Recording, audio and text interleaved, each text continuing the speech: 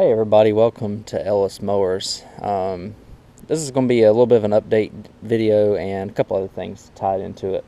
The first thing I want to get up to the title of the video. Again, this is going to be my weekly update. I've got doing engine swap city right now. I don't know if I can show you all over here. I've got a Troy-built Bronco that I just washed up there. The Craftsman should be leaving today. I've got a deposit on it. The guy should be coming to pick it up. The John Deere 125 is done.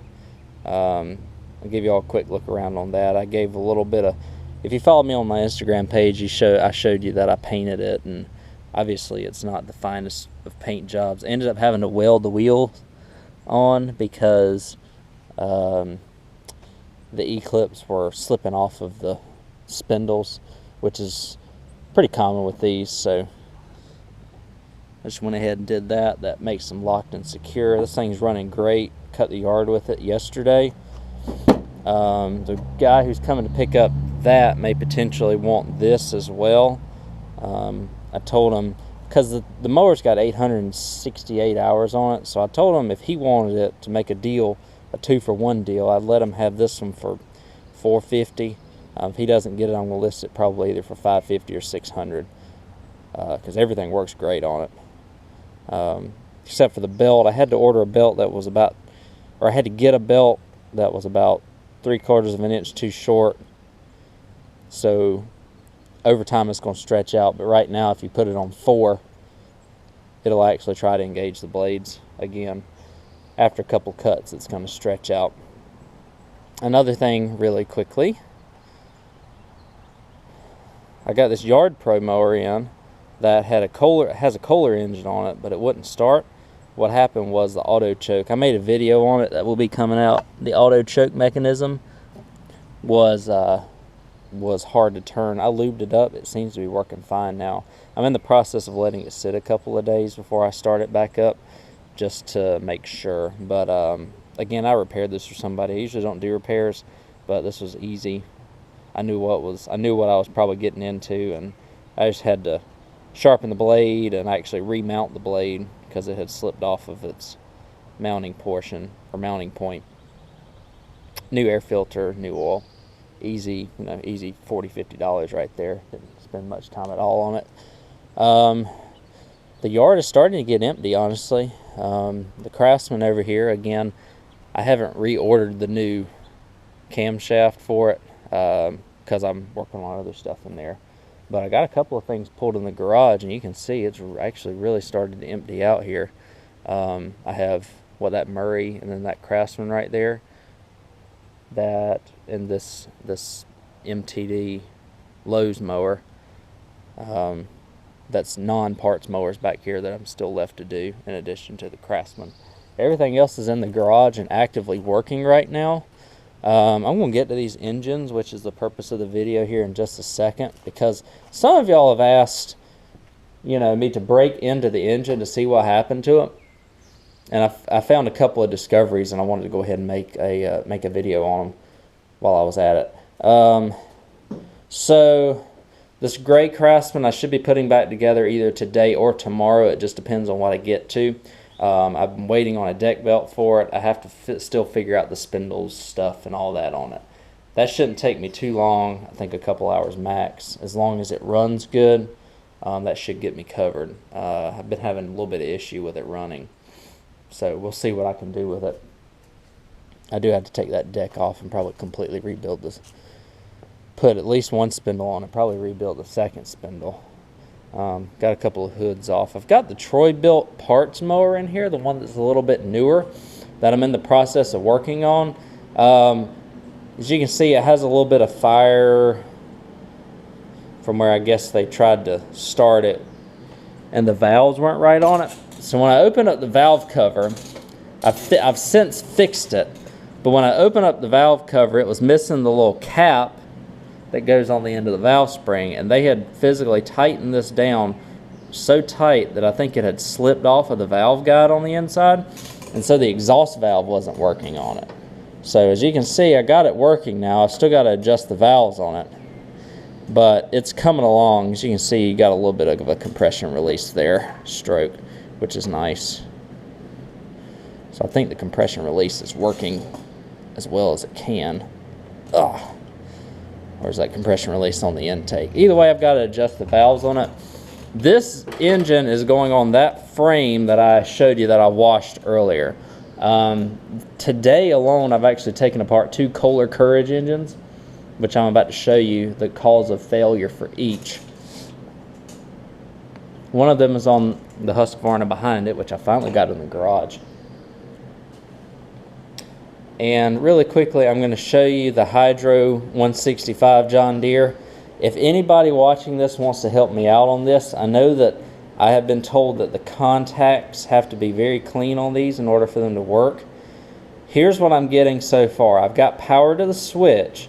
Here's my safety right here. I have continuity all the way from the starter solenoid through the purple wires, which I had to jump because the brake safety switch was completely toast on it. I mean, it was actually falling apart. It was so bad. I know the solenoid works, or I know the PTO works on it. And I've got no resistance from the purple wire up here down to the solenoid. So it should be activating. So I'm thinking it's the ignition switch, because whenever I jump it with the ohms from the power portion, of course this one's not labeled, but from where the power is, the 12 volts, over to the purple wire, whenever I try and start it, it's not getting anything. And I would think that it would be sending 12 volts down to the solenoid to complete the, or ground. I've tried both ways and it's giving me neither. So I feel like I need an ignition switch. I was just hoping that somebody could potentially back me up on that, people who may know these 165s better. I got to do a little bit more research. Alright, so I'm kind of giving you an update on everything. I don't think I've sold anything else this week apart from that Craftsman. The John Deere I'll list tonight if the other guy doesn't buy it, and that thing will sell tomorrow. I don't have any doubt in my mind that it'll sell. But I've started breaking apart these Kohler Courage engines. Because I've got one that's blown up out there that I got on that trade that I sold the Troy built pony. That was a 2006 model, so it had like the previous generation hood style on it. I got a blown up Courage, I'll show you in just a second, that's out there in the yard.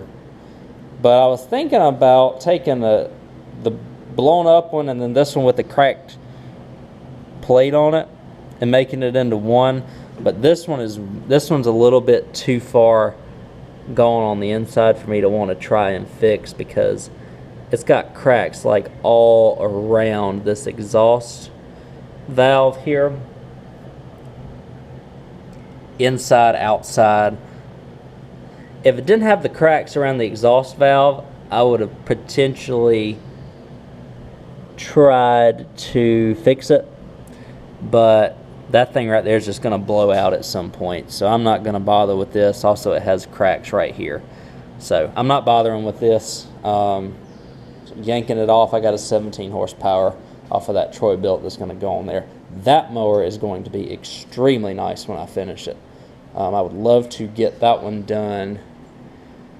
I don't know if I'll be able to get it done this weekend, but maybe sometime next week. I want to get it done by like the second week in July. That way I can still get some good money for it, because it gets really hard after about the second week in July to sell lawnmowers for good money around here. Although this year may be different because we've had cooler temperatures and more rain than usual. That's right, I'm going to show you the other 2 engines. One person, y'all saw the Weed Eater riding mower series that just finished. If you're curious about what happened, I'm going to link, I guess, part 2 of that series. I'll link that down in the description below so that you can see what happened and how this thing was running. But let me show you the end result of what happened to it that I didn't know until I was trying to steal one of the caps off of an engine that I had. I tried the V-twin. The V-twin didn't have the same caps. So I took this valve cover off and I was like, where's the exhaust rod out. It broke. You see that right there? It broke. So that's why it was having issues running. I'm surprised. The thing ran the way that it was, believe it or not. It was honestly incredible. So I would have to get another rod in order to replace this. Hopefully it didn't damage any of the seats or anything in there. Because what I could do, if I get one of these that's blown up, I can take the head off of this one, or just take the exhaust rod. I might even have one in the garage there, I don't know. But I have to get the little caps and everything too. So I'm thinking I could just take those and just put a new one in and be good. I'd have to take the head off, but that's definitely an option if I have one that's blown up that comes in. So I will keep this block, but anybody that was curious, because y'all asked me to break into stuff, that's what happened to this one.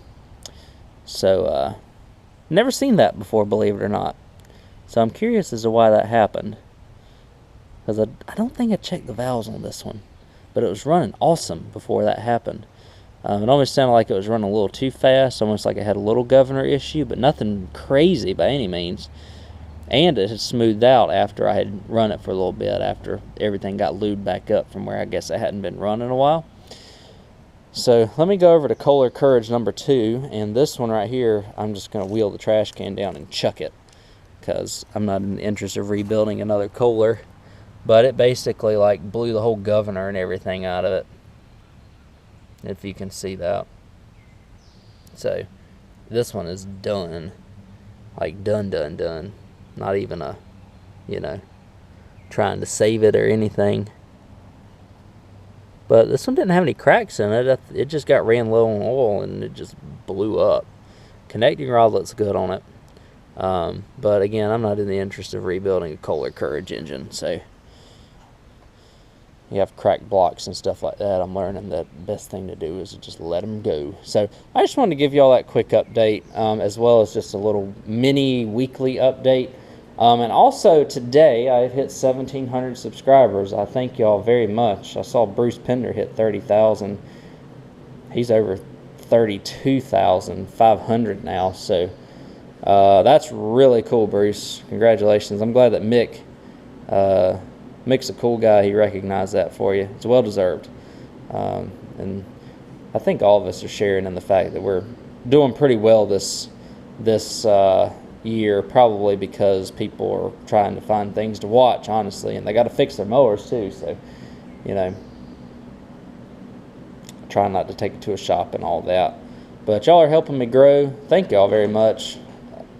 I hope y'all enjoy this video too. Y'all got a lot of content coming. I've got stuff scheduled out for a good little while now. Y'all are watching the LT1000, the green one out there that I actually should be leaving today. I got a special part 3 that's going to be coming up for y'all on a Monday, of everything that I did to try and fix that twin cylinder, opposed twin, from